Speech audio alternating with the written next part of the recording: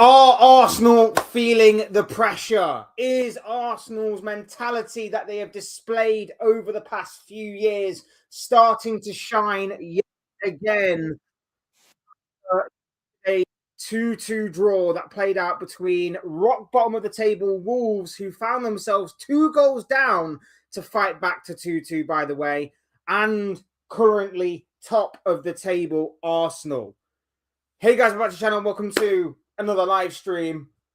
We're here talking about Arsenal today in the aftermath of yesterday's somewhat shocking, somewhat surprising draw to Wolverhampton Wanderers yesterday. I can't imagine a lot of people went into that game yesterday feeling that an upset was going to be on the cards in any way, shape, or form.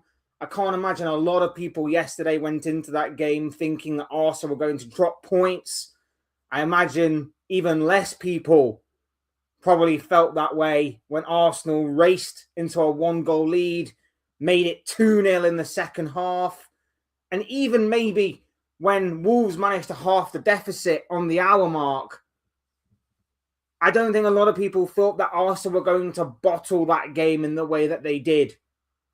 But some might say, in typical Arsenal fashion, with the seconds ticking down in the game, deep in injury time, Wolves rescued a point from the jaws of defeat. What it means for them, it could be a valuable point in terms of a late great escape. Seems very unlikely, but I would love it if there is some sort of miraculous recovery from Wolves. But we're not here to talk about the relegation dogfight. We're not here to talk about Wolverhampton Wanderers, even though we should give them their flowers for fighting back, and we should give them credit for how they managed to rescue a point last night. Instead, we are talking about Arsenal. The point is not amazing, but at this current moment in time, it's not the end of the world. It's not the end of the world. City still have to win their game in hand. And of course, if they do that, then there is the possibility of them managing to overtake Arsenal, with obviously the game coming up later in the season between them two sides taking place, I think, around about game week 32, 33 of the season, somewhere around about then and there.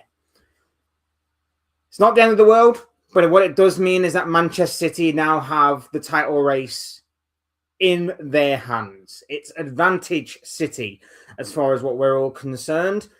Points on the board mean more than games in hand, and I've always said that, and I still maintain that belief.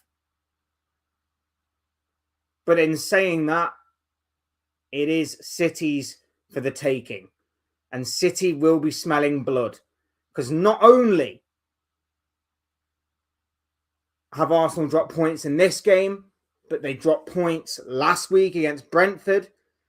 For title contenders or title winners, their form hasn't exactly been great for the past several games. Are Arsenal starting to feel the pressure? Is Arsenal's mentality that we have questioned so much these past few years starting to shine through yet again? And does City smell blood? Because it's all well and good if Arsenal are dropping points, but City have to capitalise. And we're entering into a big, big month ahead.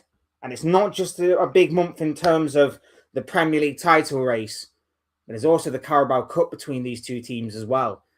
And I know it may seem like a cup that not many people take seriously, not many people have high on their priority list, but it could be a massive game in terms of not just a piece of silverware, but also in terms of a confidence boost, a mentality boost, a boost that may give the winning team the edge in potentially winning this league title.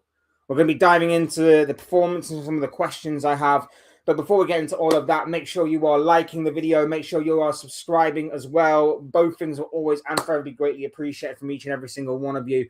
Big up to each and every single one of you that's already here. And also showing some love and support to the channel. Really does mean the world to me, guys. So I really do appreciate it. And as always, get involved in the comment section, whether you're telling me that you're new, whether you're just popping in to say hi, or whether you are going to be talking football with us today. Get involved. Really do appreciate it from each and every single one of you. As Luca is here. Luca Talks Don's in the building, ladies and gentlemen. Appreciate you being here, bro. Big up to you. Hope you are doing well. Go and subscribe to Luca's channel, people. Doing some great stuff over there. He's an Arsenal fan who also talks a lot of MK Dons as well. If you want to broaden your footballing horizons, then Luca Talks Dons is the channel for you. Luca, if you're still here, by the way, and if you want to come on the show, if you've got some time and you want to come on and you want to talk some Arsenal with me, I've got a few questions that I want to ask Arsenal fans in general. If you want to kind of have your say on the show, just let me know and I'll drop the link, my bro. Just let me know if you're free to do so.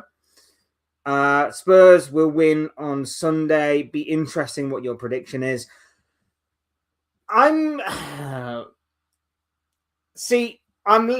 leaning more towards Arsenal to win that game. I think Arsenal will bounce back on Sunday. And the reason being is Spurs obviously haven't been that great this season. Spurs at home, especially, haven't been that great this season. I think Arsenal need a response. And I think they will get that in a way on Sunday. The only thing that is kind of making me doubt that prediction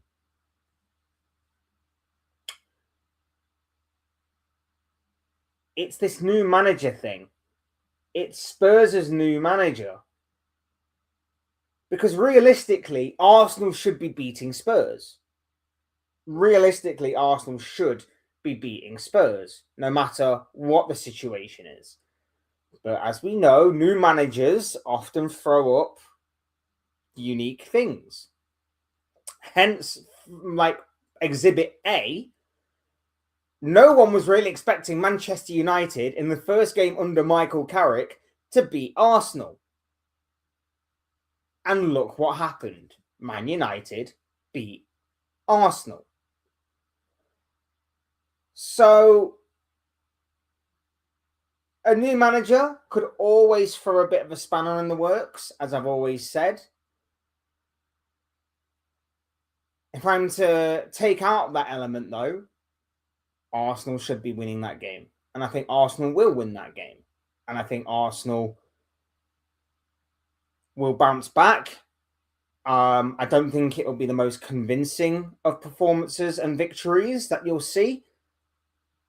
But I think Arsenal will, by hook or by crook, get the job done. And after the week you've had in which you drew to Brentford, drew to Wolves, just getting a win under your belt to kind of stabilize things a little bit will be massive. It will be massive for your boys to obviously get done. Just gonna have a quick look here to see.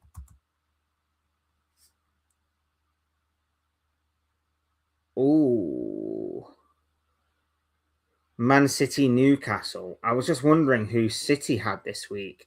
So you've both got interesting matches. So I'm not convinced by City, Newcastle. The only thing I will say from a City perspective is it's at the Etihad, and Newcastle also played against Qarabag midweek.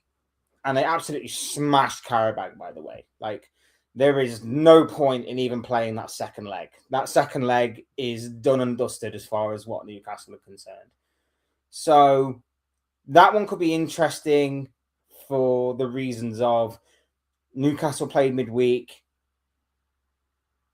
City had extra days to prepare.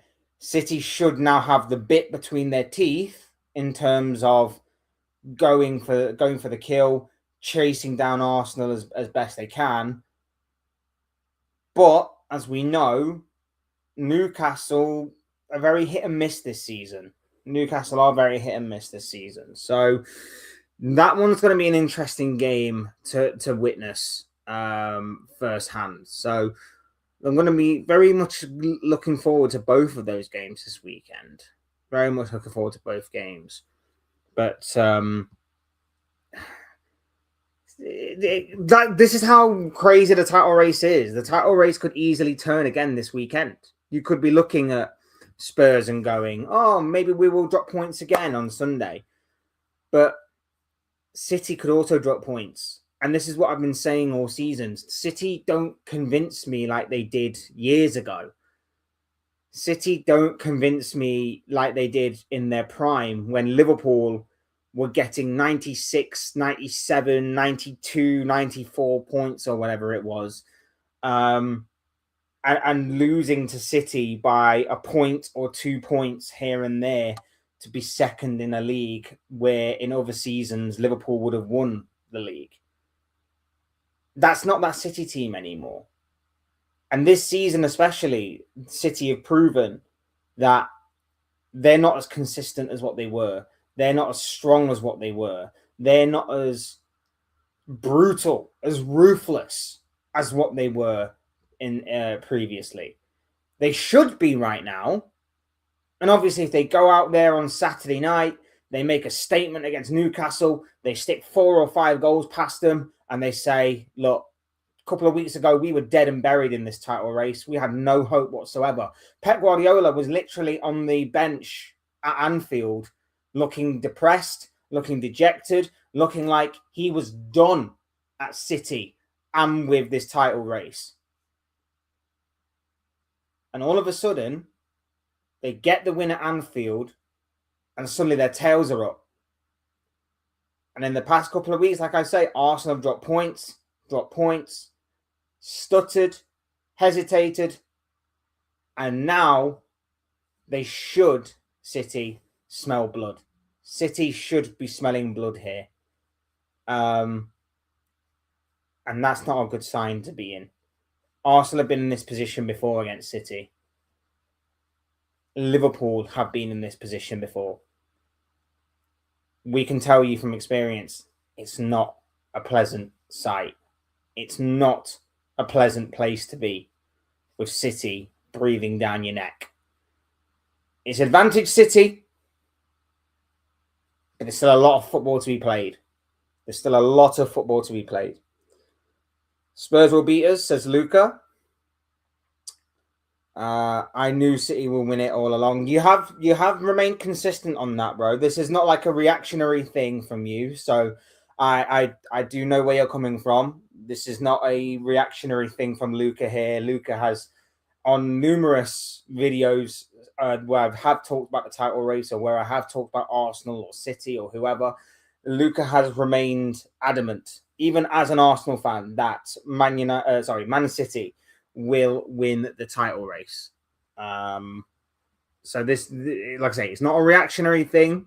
He has remained consistent with his prediction there.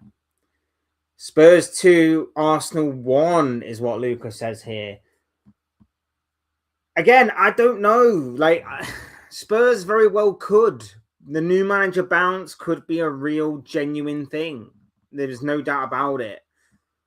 And it does throw a bit of a curveball. I don't know much about this Igor Tudor guy. More about his management. I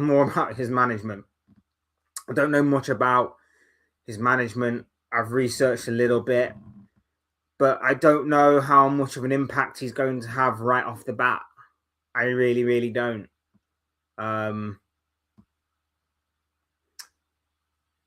So you very well could be right. If you are right, I'll be here and I will give you your flowers for giving this prediction. I just think, I don't know what I just think that Arsenal will get the job done. Hook or by crook, any means necessary, not pretty whatsoever, but effective. Arsenal will get the job done. That's what I'm going with for Sunday. As far as the game goes last night, Arsenal Start the game. 5 minutes in, they're 1-0 up. At that point, I'm like, there is no point watching the rest of this game. There's no point watching the rest of this game. Arsenal confidence low. Maybe. We will see on Sunday. I think Sunday is going to be the telling point for me from the outside looking in. Still back Arsenal to win, but at the same time, if they were to lose to Spurs, that's going to be a killer blow. That is going to be a definite killer blow. Like I say, bro, if you want to come on and have your say, then by all means, feel free to just drop me a message and let me know if you want to come on and speak. Otherwise, yeah, I'm happy to still be in the chat and talking. It's all good. Man City will win it. Like I say, you remain consistent on that, and I respect it. I respect the consistency. You've not flip-flopped. You've not changed purely based on which way the wind is blowing. I respect it. I respect it a lot.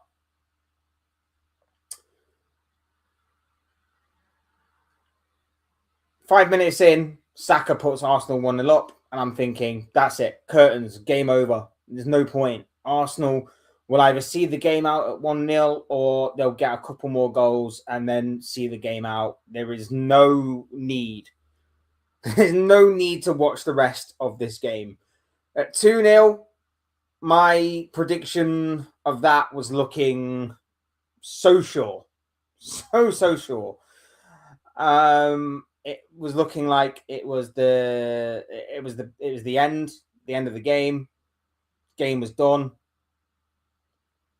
Even at 2-1, even when Wolves scored that incredible goal to get back into the game at 2-1, I was like, I've seen this situation before. Arsenal will have a little bit of a wobble now for the next 5 minutes. There'll be a little bit of, this could be something like Arsenal might drop points here.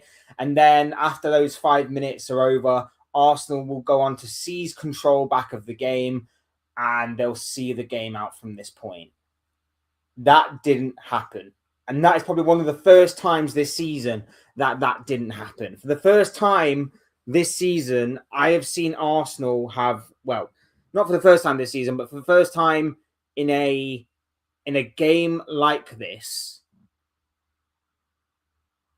I would say that this is the first time that I've seen Arsenal not have control on the game. They did not have control on this game whatsoever. Wasn't like they had all the possession.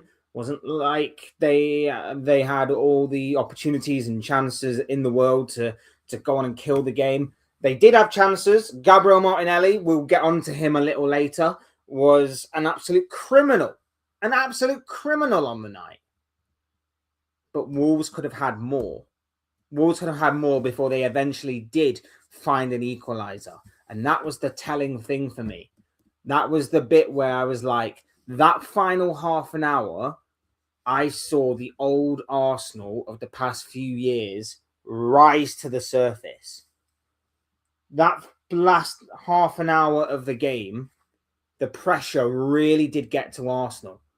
There was no pressure until that point. For the opening 60 minutes, Arsenal were in cruise control. Arsenal were looking to go 7 points clear. They're laughing, they're joking, they're not even like taking it seriously pretty much. I think they took their eye off the ball and they slipped on a massive banana skin because in that last 30 minutes, they panicked. That last 30 minutes, the old Arsenal rose to the surface and they panicked. They were literally going, this is easy, 1-0, this is easy, 2-0. Suddenly, a brilliant goal from Wolves, and it's, panic stations. Panic set in. And rather than see the game out, rather than gain control back on the game, they let it get away from them. They let the game get away from them. And now, granted, I, as a Liverpool fan, have seen slip-ups in big title race games. I have seen my club Even in the years where we ran away with a league title last year and back in 2020, I have seen my club slip up in certain games. We got battered 3-0 by Watford. We got battered 3-0 by Watford back in 2020. We slipped up last year in the Merseyside derby. These things happen. I get that. The difference is that in both of those situations, we were miles away from second place. Arsenal can't say the same thing. Arsenal are only 5 points clear of Manchester City right now, after that draw last night, with City now having a game in hand. Like I say, City should be smelling blood. City should be smelling blood right now. A couple of weeks ago, the title race looked pretty much over.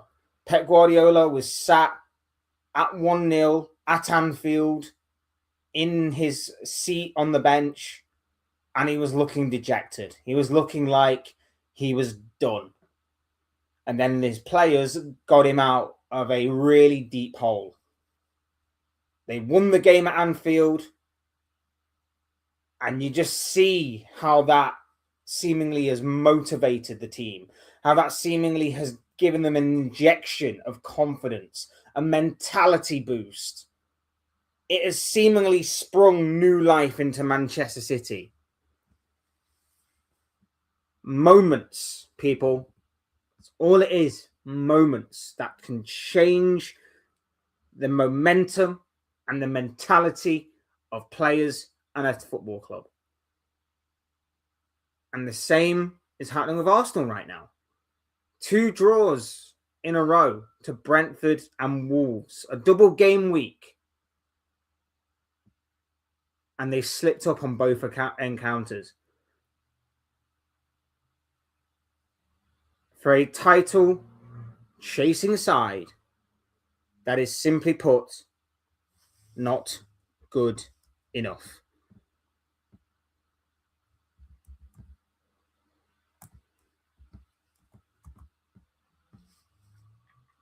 Just want to go back and check something here.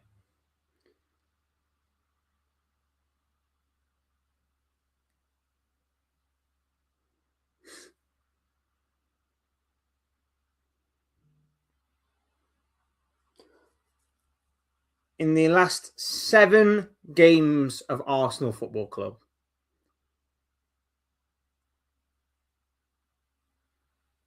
they have had 7 Premier League games, I should say. In the last 7 Premier League games, they have had 4 draws,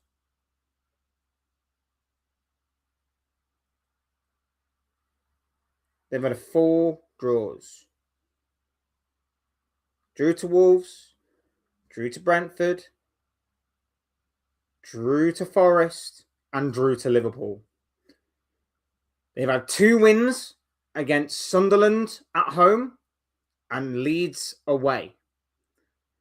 And they've had 1 loss to Manchester United.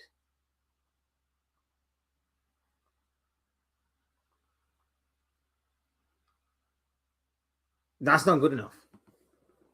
That run is not good enough. Now, like I say, they might be able to get away with it because City catching them may or may not happen. Like I say, I would like City to catch them.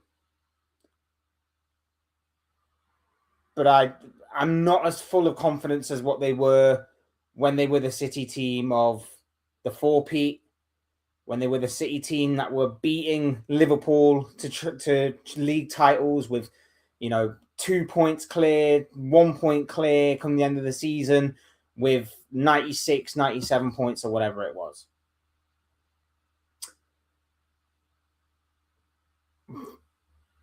But I just don't know. I just don't know. Like, I was so sure the title race was over. Now I'm beginning to have certain doubts. And the certain doubts are coming from, once again, the manager, once again, the players, everybody, in my opinion, should take responsibility. My first question that I want to ask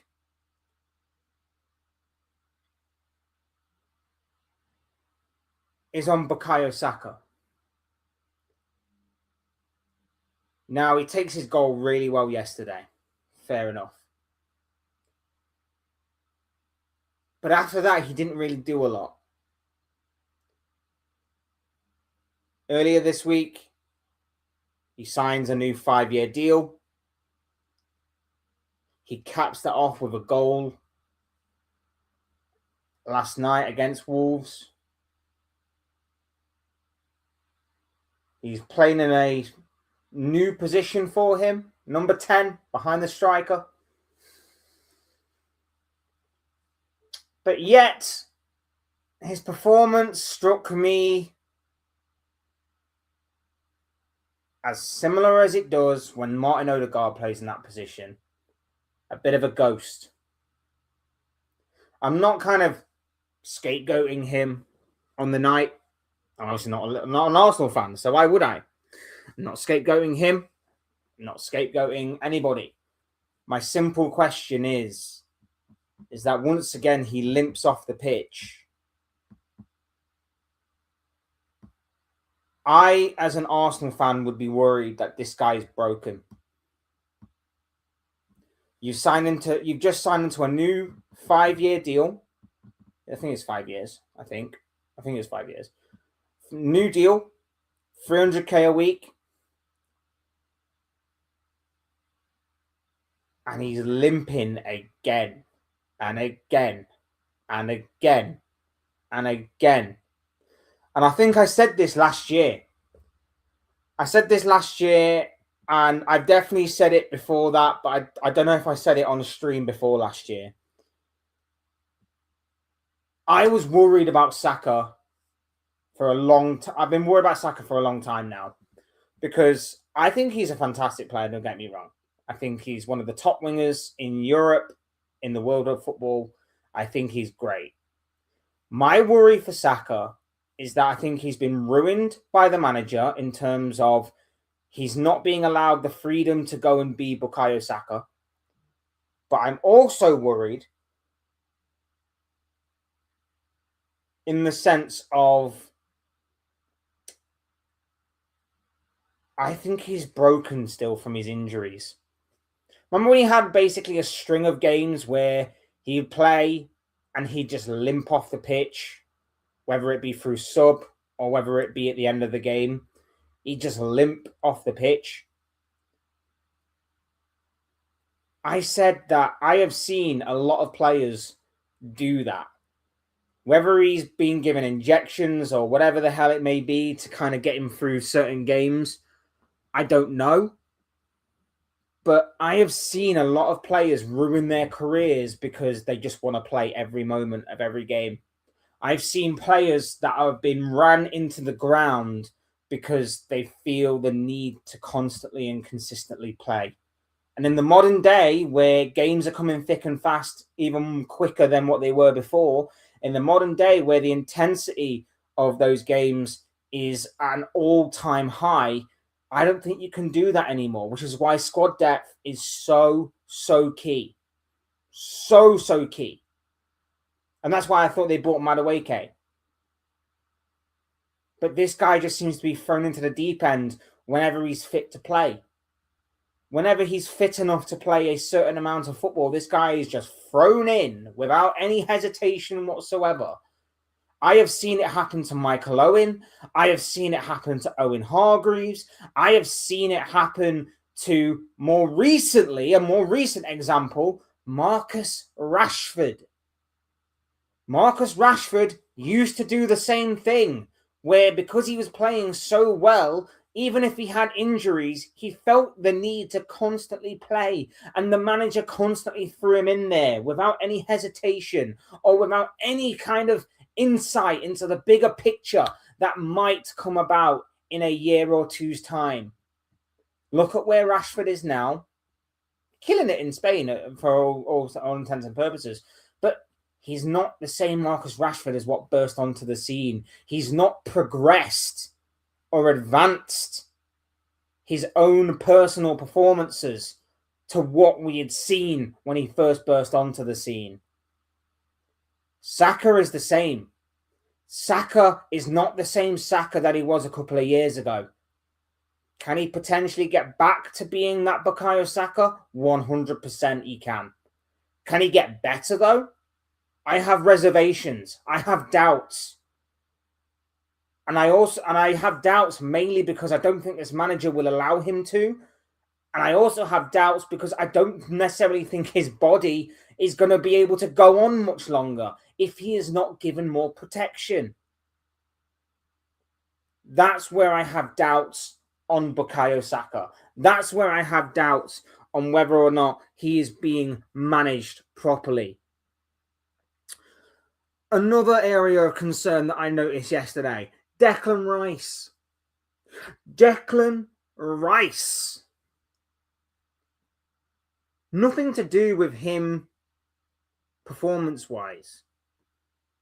But in the same way that I'm talking about Bukayo Saka being run into the ground, I have concerns that Declan Rice may be going in the same direction. The guy looks shattered. Guy looks tired.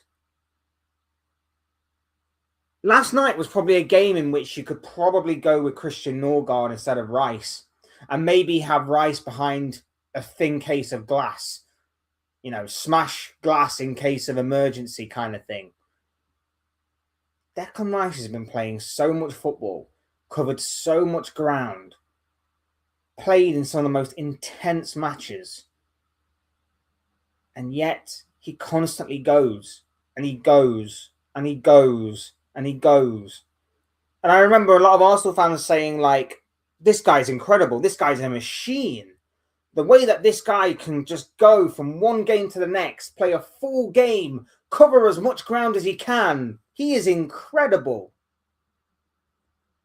I've also said that he's a human being.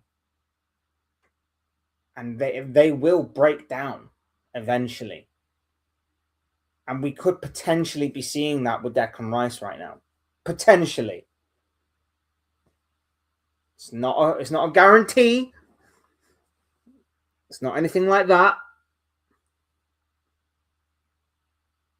It's a possibility.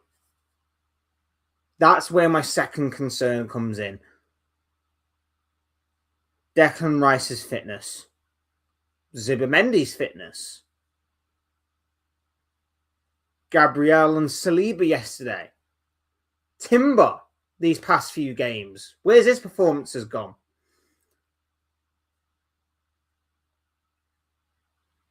Lucas says City 3, Newcastle 0. City 56 points away. Arsenal 58 points. City will beat Arsenal. Then City go 1 or 2 points clear. Then we have to rely on City. Like I say, that scenario could potentially be playing out before our very eyes. We shall see on Saturday, and we shall see going forward, bro. Big up Marco is in the building. Lovely to have you here, my dude. It says that Arsenal are still in a better position. Much better. City still have to win against Newcastle, and also a draw at the Etihad for Arsenal is good.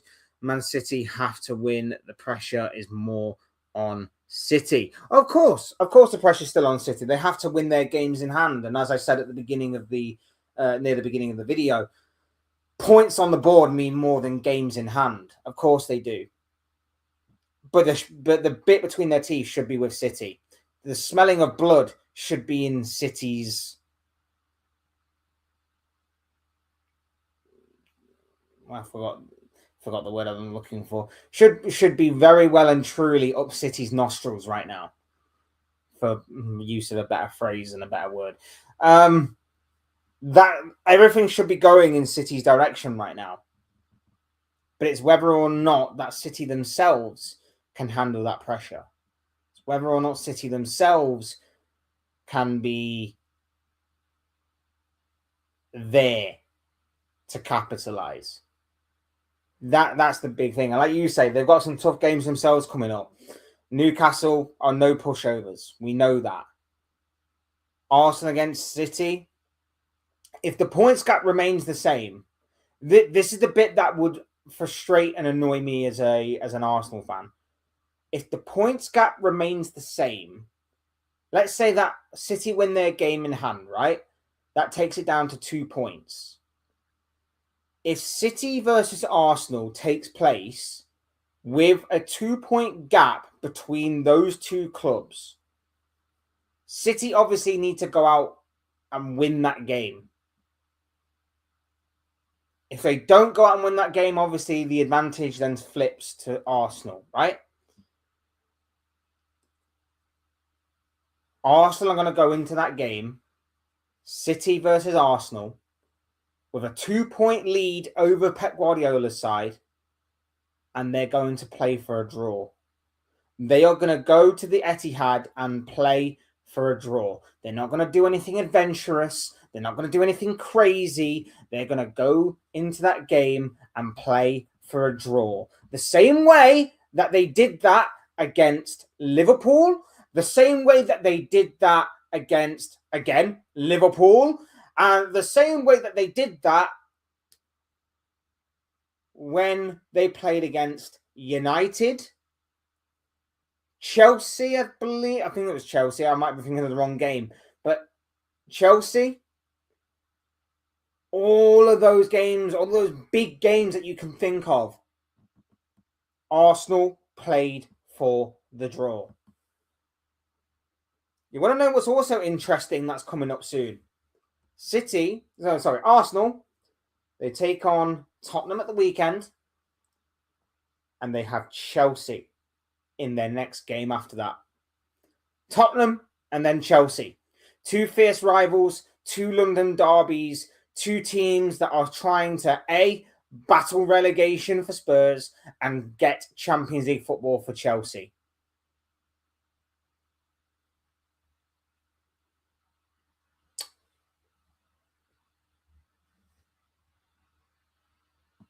There is concerns growing.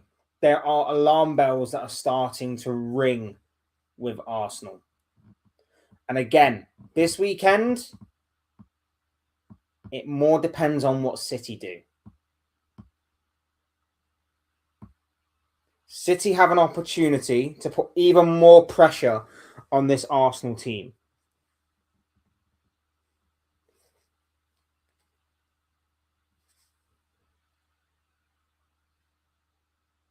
If City win that game Saturday night, they could put immense amounts of pressure on on Arsenal going into their game on Sunday.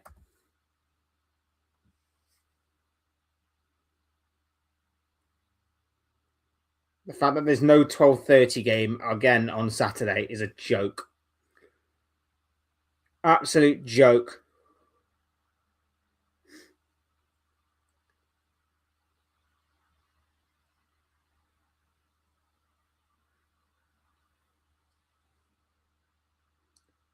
That is a joke.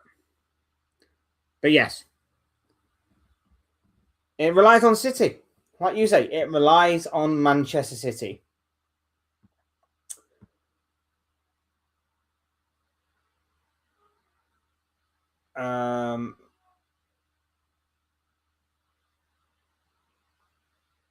However, I do feel City are up for it now. They are better from behind. Hey, Liverpool have got first-hand experience of City tracking them down and chasing them.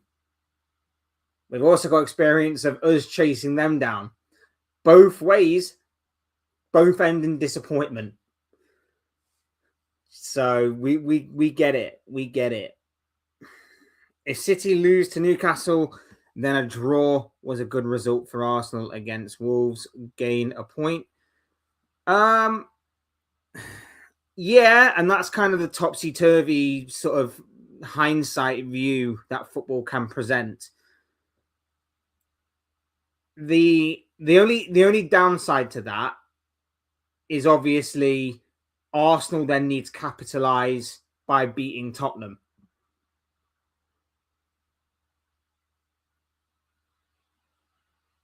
That's the only because if Arsenal draw, it's basically as you were. If Arsenal draw at the weekend to Spurs after City already draw to Newcastle, it's as you were. Arsenal need to have a better result than City this weekend for that draw to mean anything. So we'll see how it goes, but it's going to be interesting either way, whichever way it goes. Put simply, it's the history of the Arsenal. Big old Alf who's in the building. Lovely to have you here, bro. I mean, you could be right. You could be right if obviously Arsenal do crumble from here. If they crumble from here, though, the scenes of glorious meltdown emotion are going to be cinema. Pure cinema. And I am here for it. I'm here for it. If Arsenal bottle it from this position, it's going to be glorious. But we shall see. Right now, I still consider Arsenal favourites. If Arsenal lose to Tottenham, though, then City's the favourite. I 100% agree with you. I think Arsenal are the favourites, simply for the reason that points on the board mean more than games in hand. But I also think that if Arsenal were to lose to Tottenham, that is just losing to Tottenham as Arsenal would be crushing.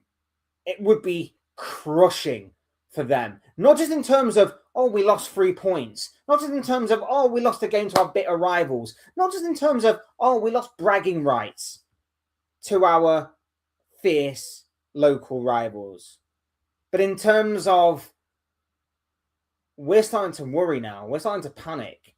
Because we've been sat so comfortable for most of this season that all of a sudden the pressure's on. It's heating up and they can't handle the heat. That would be the worry if I'm Arsenal in that game. And let's also not forget as well, 2 things go into that game. Number one, I've already mentioned, Tottenham are going into that game with a new manager. New manager bouncers can often throw curveballs that maybe some teams are not expecting. Hence, Michael Carrick with Man United against Arsenal a few short weeks ago. And number 2, Spurs took points off of Man City. Again, I understand it was a different manager, but nobody was expecting Spurs to take points off of Man City. Nobody was expecting Man City to drop points when they raced into a 2-goal lead in the first half. So if anybody is out there completely ruling out Spurs of doing anything in that game,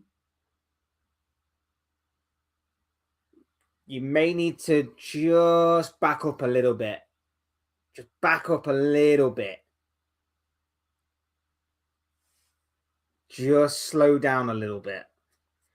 It would be so funny if Tottenham win. Their season is meaningless, but they could still play a role in the title race by beating Arsenal. I actually rate Van der Ven and Romero, same as Saliba and Gabriel.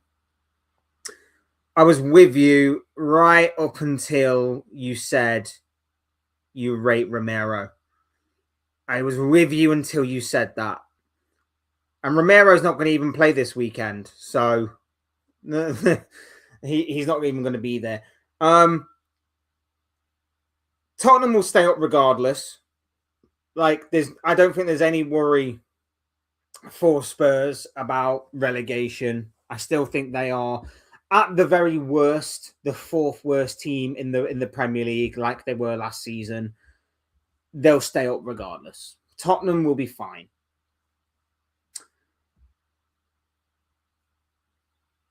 if they beat Arsenal, that would be hilarious, considering that all Arsenal do is belittle and disregard them. Even some Arsenal fans are saying that they're not rivals anymore. And I find that to be a complete joke. I find that to be a complete joke. I really do hope Spurs beat them this weekend, but I don't necessarily see it happening. I don't necessarily see it happening. I rate Van der Ven too. I think Romero is one of the most overrated players that I've ever seen.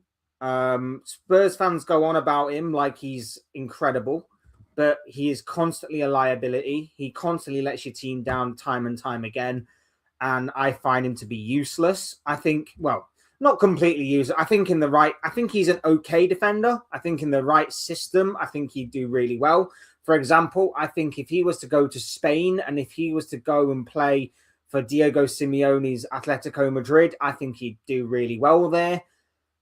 Otherwise, I don't think a top team would take him. I don't think him just being a World Cup winner is enough to have him be merited as a good defender. He's not that great. I wouldn't put them two on the same pedestal as Saliba and Gabriel. Saliba and Gabriel are light years ahead of them both as a partnership. But yes, I rate Van der Ven highly.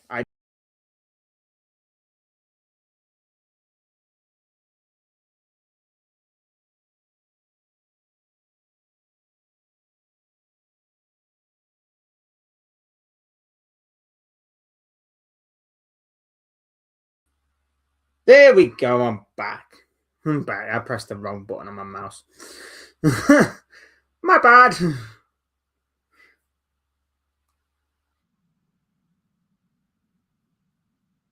Whoopsie daisy. Um, I say that Spurs season is meaningless, but they might be in a relegation.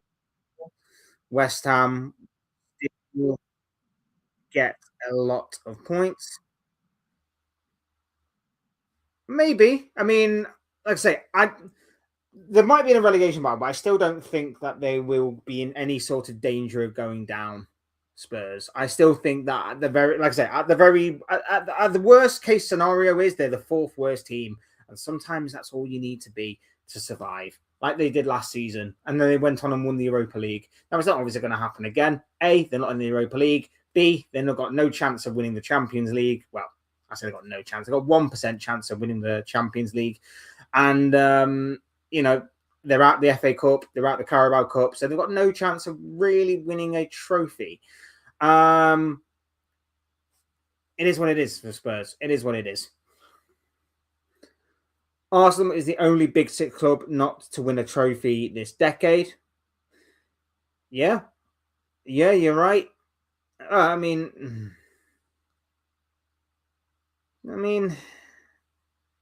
no, 2020 FA Cup.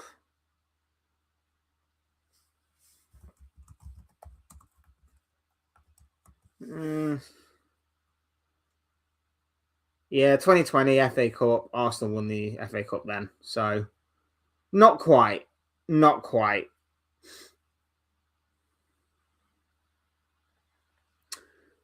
Van der Ven is not just a placement. No, it's not.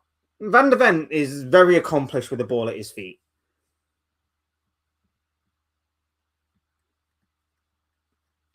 He's very accomplished with the ball at his feet.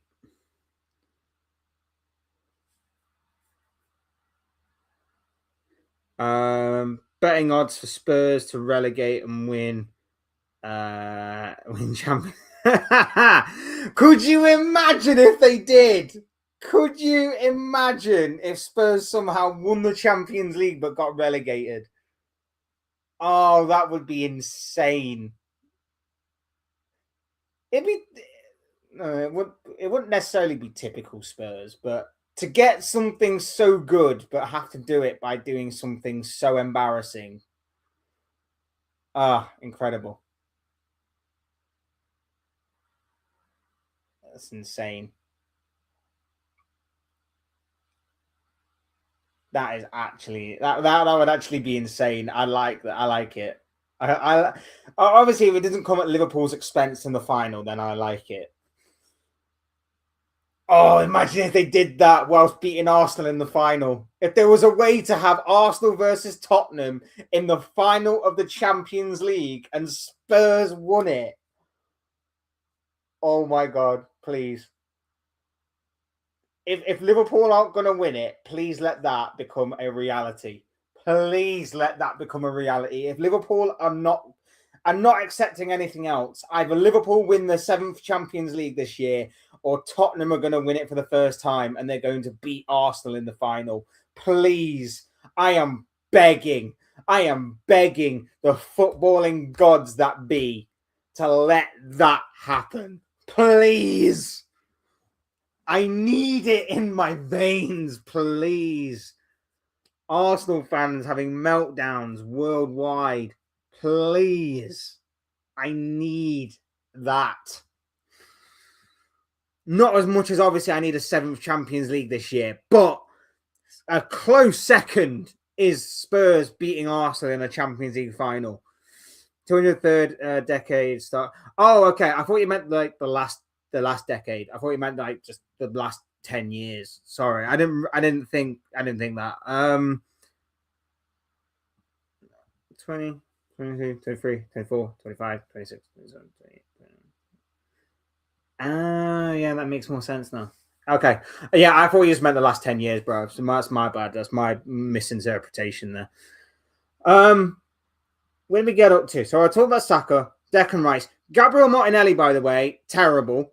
Gabriel Martinelli had 3 opportunities yesterday to either get 2 goals and 1 assist, and he bottled every single one of them opportunities. He bottled every single one of those opportunities. I used to like Martinelli. I used to see a lot of potential in him. I know Jurgen Klopp talked about him before and rated the guy. Again, I don't know whether it's just down to him actually not being that good. I don't know whether this manager's absolutely lost the plot with him. I don't know what it is, but Martinelli used to be so promising and so good. And now I'm like looking at him and I'm like, this player he's not that great. He's not that great at all. And when you consider like his backup is Leandro Trossard, who I don't even know if Trossard's better than Martinelli, to be fair. I don't know. I genuinely don't know. I feel like you get maybe more output out of... I don't even know. Martinelli seems good in the Champions League, though. Martinelli seems good in the Champions League. Useless in every other competition, but good in the Champions League. Maybe just have him stick to the Champions League. I don't even know. I don't know. Basically, Trossard and Martinelli are both as good and as bad as each other. But Martinelli last night, oh my God, the misses that he did, the opportunities he wasted, absolutely criminal. Absolutely criminal as far as what he's concerned. Noni Madueke, 50 million, give or take, 50 million on a player who will take on his man really well. And that's it. And he'll take on his players so well that he'll want to do it again. And again. And again. And again. And again. And again. And he'll do it constantly and consistently. But he'll have no end product at the end of it. Madueke's consistency with his end product is about as consistent as the performances you get from Martinelli and Trossard. Very inconsistent. Gyökeres, non-existent.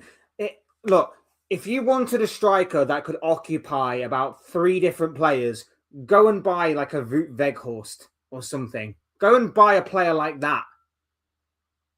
If you want a player that is going to be dragging 2 or 3 players with him wherever he goes, Why'd you go and buy Gyökeres for, what was it, 60 odd million? 60, 70 odd million, something along them lines? I can't even remember. Why? Why? I don't know whether it's a lack of service. I mean, I rated this guy when he first came. A lot of people did. A lot of people thought that this was going to be the final piece to this Arsenal puzzle that was going to get them across the finish line, get them to winning trophies, winning titles and stuff like that. And yet they still may. But I worry. Again, if I was an Arsenal fan, I would worry that this guy has been overhyped by the Portuguese league in the same way that Darwin Núñez, again, to use a Liverpool reference, Darwin Núñez was overhyped by the Portuguese league. But at least Darwin Núñez was actually somewhat more useful than what Gyökeres is proving. At least Núñez, when he actually turned up, was dangerous. At least Núñez actually won games for Liverpool. I can't necessarily say the same thing for Gyökeres right now. And there's still time. There is still time for Gyökeres to turn it around. Of course there is. But with every passing game, I've got to be honest with you, I would be losing a little bit of confidence in him. I've backed him as well. I backed him at the beginning when he first came. I backed him midway through this season when a lot of people were getting on his back. I actually backed him, and I still kind of back him. But again, I'm starting to... I would be starting to lose a bit of confidence in this guy. And also I want to talk about... I've kind of alluded to it a few times during this when I talked about Saka and I talked about Rice, Zubimendi, Timber, players being ran into the ground, players playing too many minutes, not enough squad rotation maybe. That's the theme, not enough squad rotation. And I want to talk about that when I bring it all round to Mikel Arteta. Now,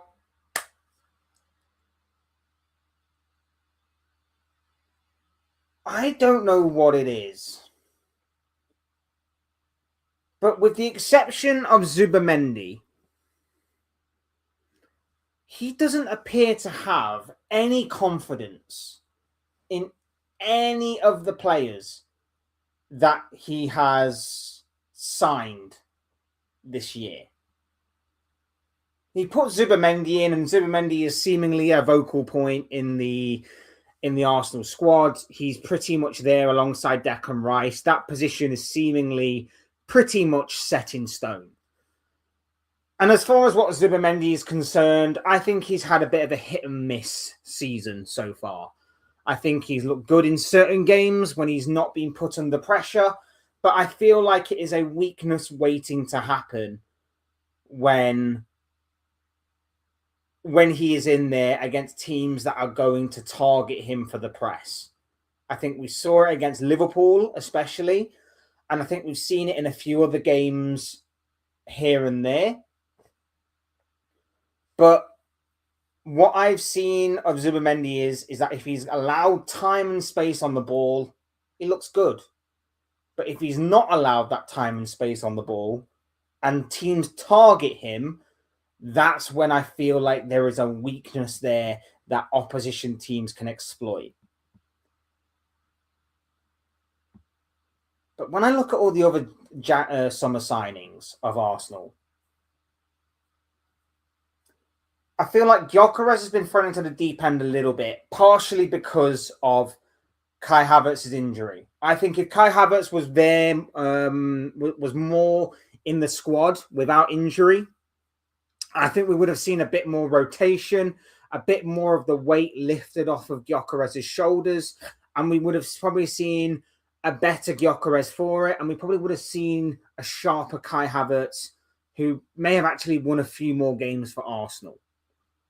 I think that has been a little bit of a hindrance on Arsenal, but it's not an excuse as to why they are poor. Gyökeres still should be firing on all cylinders. Gyökeres still should be helping Arsenal win games. when they're not doing very well or whatever the case may be. But that's not my point here. My point more so is, does Mikel Arteta have trust in his squad rotation players? And it also bleeds into another point that there are no more excuses for Arsenal fans this year. No more excuses for Arsenal fans this year. If you don't win the league this year, you can't be crying about injuries. You can't be crying about your board didn't give you enough here and enough there to go into the transfer market with. You can't be complaining about the PGMOL. You can't be complaining about VAR. You can't be complaining about referees. You can't be complaining about, outside interferences or this team having this and not having that or whatever the case may be. You can't go in. If you are to lose it from this position, there are no more excuses. You have to look at the players, some of them not being good enough, some of them not having the right mentality. Some people maybe having a little from column A and a little from column B in that regard. And you have to look at the manager and the mistakes that he's made. And the mistakes I think he has made is a lack of rotation and a lack of trust in some of his squad players. Like I say, I thought last night would have been a good opportunity to maybe rest Declan Rice and maybe put Christian Norgard in that midfield. A player that you brought in as a squad rotation, it only cost just under 10 million. A player that is Premier League, is capable. He's Premier League proven, done very well with Brentford the past few years. A player that basically steps up whenever he seemingly comes into the side, does his job well, may not get exactly the plaudits that he deserves, may go a little bit under the radar, but does his job somewhat effectively in that regard. I thought that would have been a good opportunity to maybe do that. I also thought it might be a good opportunity to maybe not even play Bukayo Saka. What happened to Eberechi Eze? Eze seemingly scored a hat-trick against Spurs and then disappeared. Why is Eze not playing?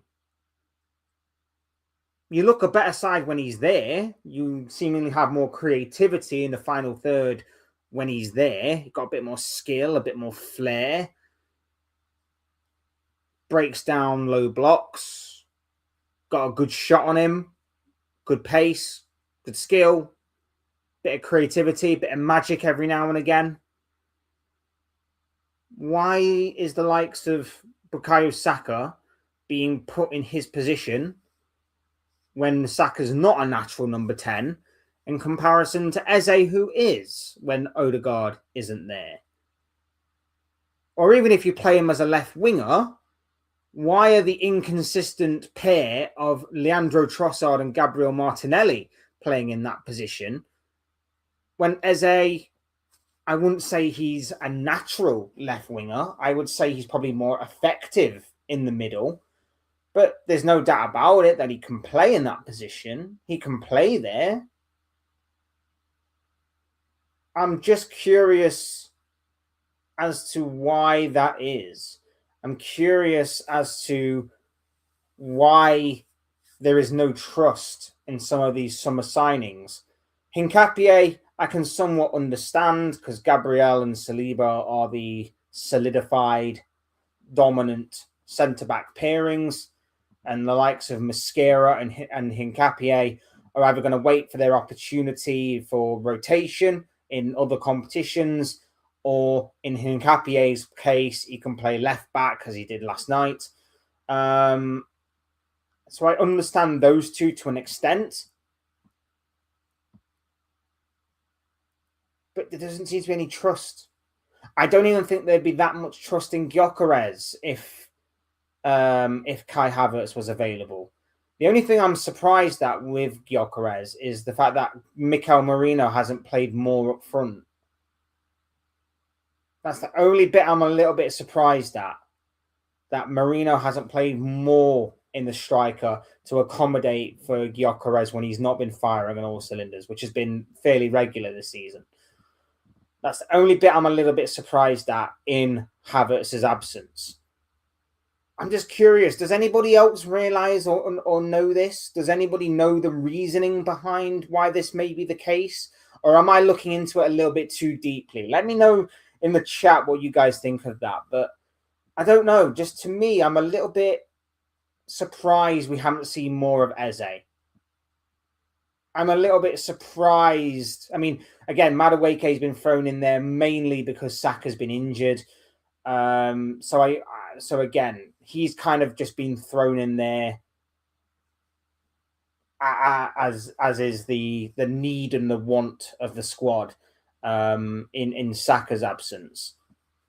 But I don't know. I'm just curious as to why the squad rotation hasn't quite gone according to plan. And again, it goes back to the thing I said earlier. There is no more excuses. Arsenal fans were waxing lyrical about how deep their squad depth is in all areas of the pitch now. They basically said, oh, we've got like 3 players for every position. You know, we've got like Timber who can play right back, Ben White who can play right back. I think Mosquera can even potentially play there, I think some people said. Then you've got the amount of centre-backs that you have. Gabriel, Saliba, of course, starting ones, but you can put Hincapié there. You can put Mosquera there. You can put Calafiori there. You've got left-back-wise, you've got Calafiori. You've got Hincapié. You've got Lewis Skelly. Midfield-wise, Zubimendi, Marino, Rice, Norgard, Odegaard, Eze, Saka on the right, Madueke either side, Martinelli, Trossard. Eze can be on one of the wings if obviously push comes to shove. And then up front, all right, Havertz has been injured for most of the season, but you still managed to sign a big striker in Gyökeres. Marino. Remember, like, November? Was it November time? Around about October, November time? Marino was seen as a prolific goal scorer. What happened to that? Why did that suddenly go from being, this is working, to let's change it to accommodate for a striker who is not as good as our makeshift striker at putting the ball in the back of the net?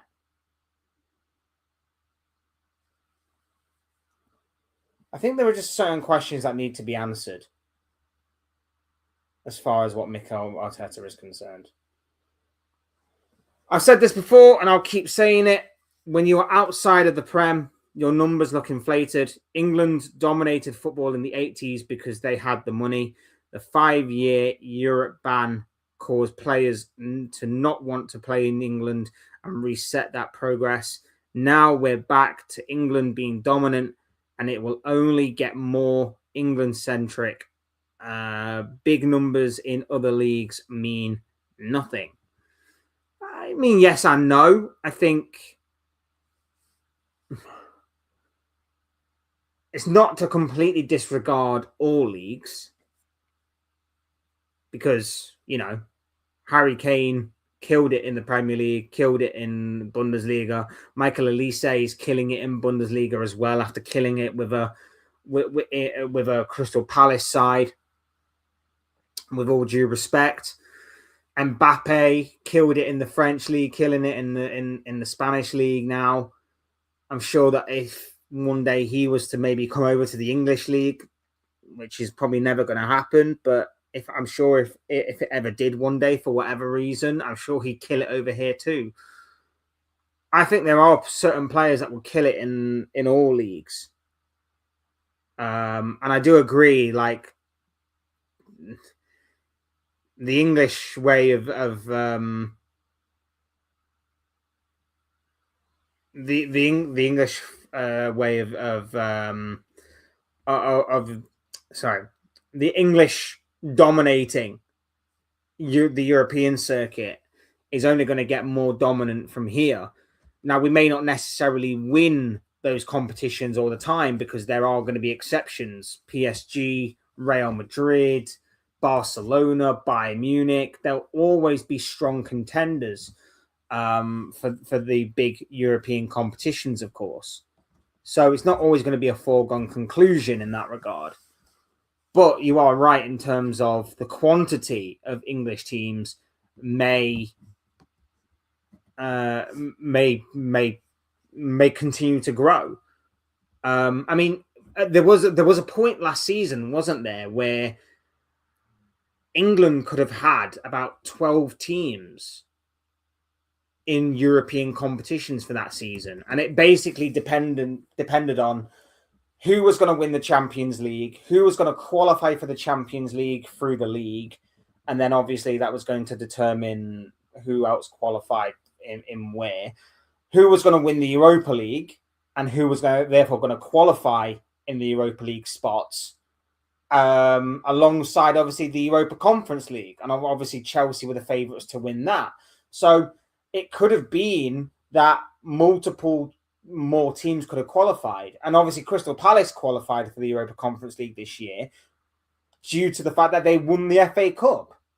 So there could have been a number of other teams that qualified in those competitions purely based off the fact that it was so competitive that if certain scenarios had been met, so I think one of them was basically if Aston Villa goes sixth, but win the Champions League, then they will qualify for the Champions League alongside the top five. If Chelsea go into a Europa Conference League spot, but win the Conference League, they'll obviously go into the Europa League, which means the likes of like Forest will go down to the Conference League. And there was just all scenarios like that, wasn't there? And obviously Palace only dropped into the Conference League simply for the reason that there was that multi-club ownership fiasco and controversy at the beginning of the season that Nottingham Forest basically went, UEFA, have you seen this? We're not saying anything. We're just asking if you've seen it or not. So they benefited from that. Palace still benefited from having European football, but not the European football that they were wanting out of the two. So yeah, there could have been a lot more, but like you say, I think the money aspect is big. It is a big advantage in England's favour, but it doesn't necessarily mean success will be guaranteed for those English sides. I agree. I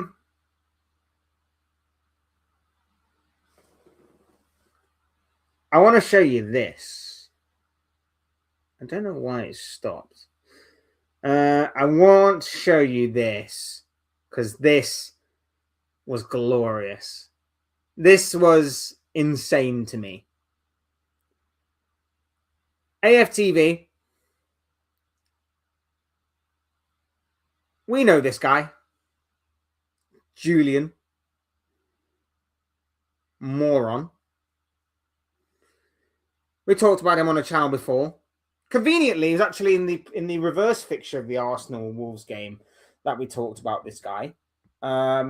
He basically made a claim that teams that park the bus should not be allowed to compete in the Premier League, which is completely ironic, considering.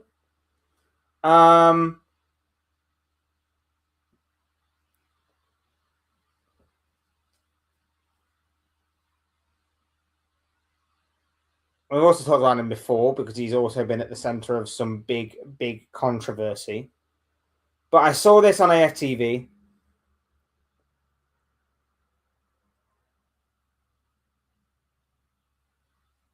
And I just wanted to put this out there because I thought that this was outstanding. Let's take a listen, shall we? But I looked at the weather report. You had gusts. No, this is actually what we're experiencing. Yep. There was wind gusts up to 36 miles an hour, and it was a swirling wind.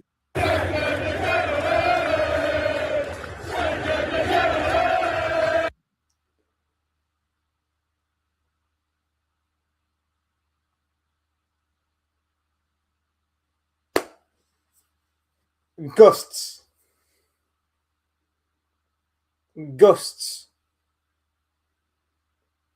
Wind. Should we play it again? Let's play it one more time. But I looked at the weather report. You had gusts. No, this is actually what we're experiencing. Yep. There was wind gusts up to 36 miles an hour, and it was a swirling wind.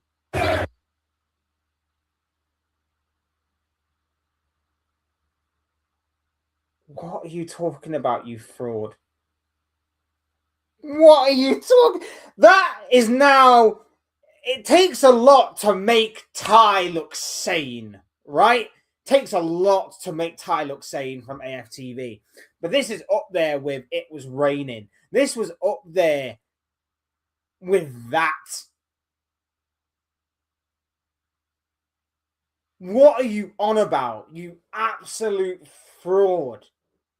Absolute fraud.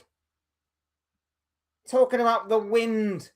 Talk about, I looked at the weather report and it was going to be windy. Absolute fraud. Apparently, I was wrong. Apparently, me saying not 5 minutes ago that Arsenal fans have run out of excuses if they lose the league from this position. Apparently, I was wrong. Apparently, they're going to just pull excuses out of their backside about anything and everything to protect the team and the manager. It was windy. Absolute BS of the highest quality. And like I said earlier this week, I put out a video earlier this week that basically was stating why Arsenal fans are very much disliked.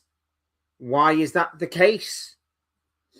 I put out a video that was basically saying that why are they disliked? Why are they seemingly so disrespected? Why are they constantly being laughed at or put under the microscope by the mainstream media or by fan content creators or whoever else it is? I put out a video that basically tried to answer all of those questions.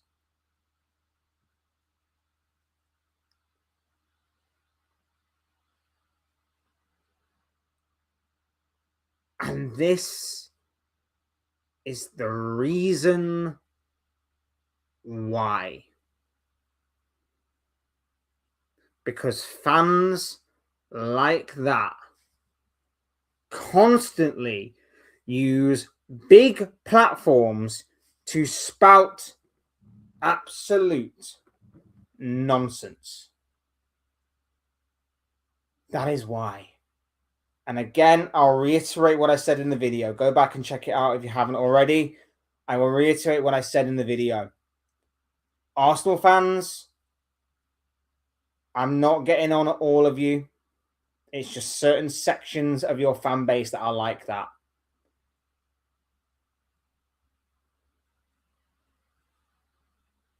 Every fan base has them. Every fan base has the crazy, deluded ones that ruin the reputation of your football club. No doubt in my mind about it.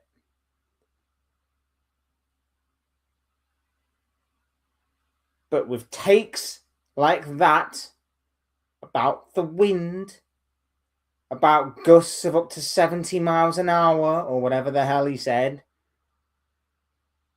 that's why we disrespect, we mock and we disregard you as being serious. Those are the fans that ruin the reputation of others. Like I said, I know certain Arsenal fans.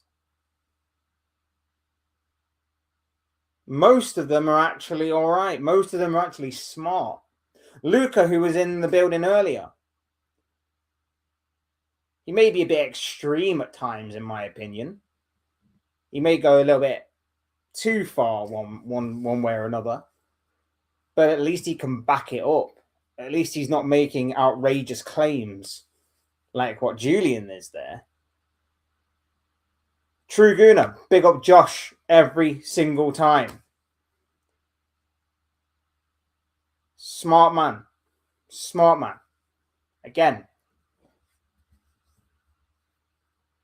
doing some excellent stuff over on True Gooner's YouTube channel. Speaks a lot of sense. An Arsenal fan who speaks sense. There are Arsenal fans out there that do. But there are a lot of them online, on social media, on X, Instagram, and especially YouTube, with big platforms, and they use AFTV, that speak utter nonsense. And this is just another one of those nonsensical, crazy, weird takes that is just full of excuses and weak ones at that. Like I say, it makes Ty's comment about the rain look sane. And they're both about the same thing.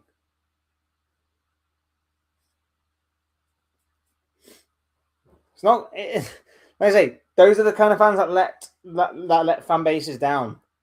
I'm all for a bit of a joke. I'm all for a bit of banter. But I saw that earlier and I could not honestly miss the opportunity to bring it up. I couldn't miss the opportunity to bring it up and talk about it because like I say, it goes hand in hand with what I said earlier on this week about Arsenal fans being looked at by the mainstream media and by rival fans as not being serious or being mocked. And I said that the reason why is because of the fan base. And Julian there is pretty much just put my whole point out there as Exhibit A for why Arsenal fans are so deluded, so messed up in this situation, and why no one takes them seriously. Why no one takes them seriously. It's just the way that it is, the way that it goes sometimes.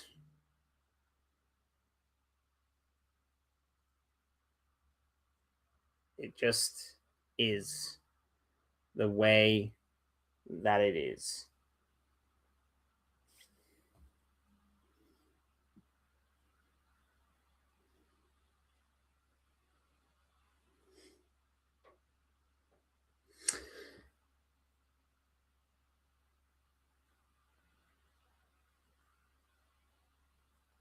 Yeah. Bottom line, before we get out of here, the bottom line here is I still think Arsenal are in the ascendancy. As much as obviously everybody wants to say that this is now in Man City's hands, as much as everybody wants to say that it's advantage Manchester City, I understand that logic. I think that they are somewhat right in saying that. At this specific moment in time, I still think it's Arsenal's to lose. Arsenal's to win. It's also Arsenal's to lose. I still think Arsenal will go on and win it. And the reasons being is that I think they can recover from this. And I think that they have a bit more consistency behind them than what Man City do. I'm still more convinced by Arsenal than I am of Manchester City at this moment in time. But that could all change. And that could all actually change as quickly as this weekend. That could all change as quickly as this week. Like I say, if City go against Newcastle on Saturday night and win that game and win it by making a statement, fair play to City. And if Arsenal go to Spurs on Sunday and they lose that game or they drop points in that game, the complete momentum has switched for me. That might be a turning point completely in this title race for me personally. But until we get to that point, or until maybe we get to that point, because it's not a guarantee, I am still going with Arsenal. I think Arsenal will win on Sunday against Spurs. I think Arsenal will still likely win the Premier League. But this has just thrown a bit of doubt into proceedings, into a situation that I thought was pretty much dead and buried. I thought Arsenal would win the league from here. I didn't see anybody really catching them. This has just thrown a little bit more doubt for me.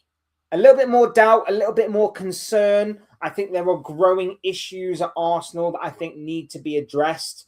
They're not completely blown out of the water sort of things. They're not sort of like, oh, this is irreparable, or anything like that. They're things that obviously can be changed, they can be modified, and they can be adapted to.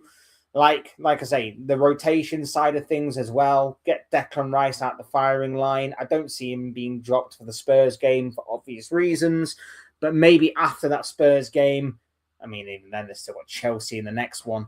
So maybe after these next two games, maybe look to take Declan Rice out of the firing line a little bit. Maybe rotate with Christian Norgard.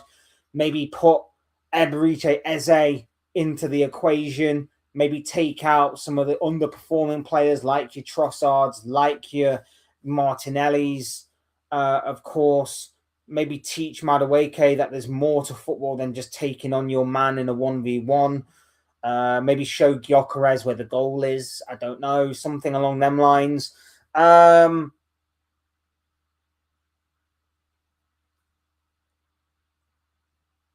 I still think it's in Arsenal's hands. And I still think that Arsenal will probably go on and win. They'll win on Sunday. I still think they'll probably go on and win the league, unfortunately. As much as I hope that obviously they bottle it from this point, it will be glorious. It will be glorious. So I'm hoping that they lose. They probably go on to win. But I think last night just proved one thing. Can't take anything for granted. Can't take anything for granted. And especially if you're a City fan right now that is getting a bit giddy, getting a bit excited.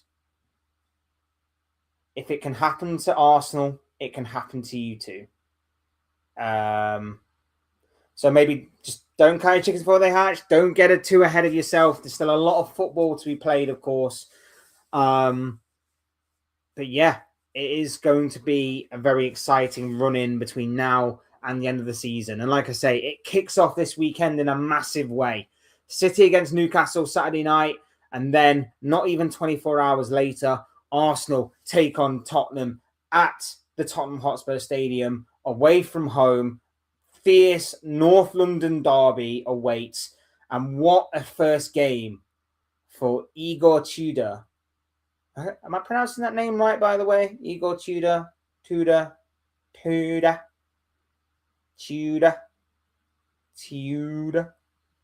know.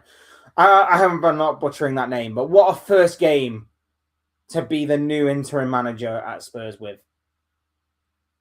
First game, North London derby. You can make yourself an absolute hero. Even with a draw, this guy could make himself a hero on Sunday. Even with a draw to those Spurs faithful. He could make himself a hero right off the bat. Imagine that. Just imagine that. Anyway, we're going to get out of here. Thank you all so much for watching, for listening, for taking time out of your busy schedules to listen to the ramblings of this guy. Leave a like on the video if you haven't already. Subscribe if you are new or want to see more content like this. Both things will always and forever be greatly appreciated, as always. Hit the comment section as well. Hit the comment section if you haven't, or if you're watching on playback. I'm sure if you have anything to say about what we talked about in this video, or anything else that you want to talk about for future videos to come or future live streams, then let me know in that section, people. I'm sure what you have to say will make for great interest in reading, so please do get involved. Otherwise, thank you all so much for watching and listening. I've been Fletch. This has been another Fletch Talks live stream. Thank you all once again for the love and support. It really does mean the world to me. Thank you all. Thank you. Thank you. Thank you. And I'll see you and speak with you all again soon in another video or live stream or whatever it may be. Cheers, guys. Thanks everyone for watching. Take care of yourselves. Enjoy the rest of your day. Speak to you all again very, very soon.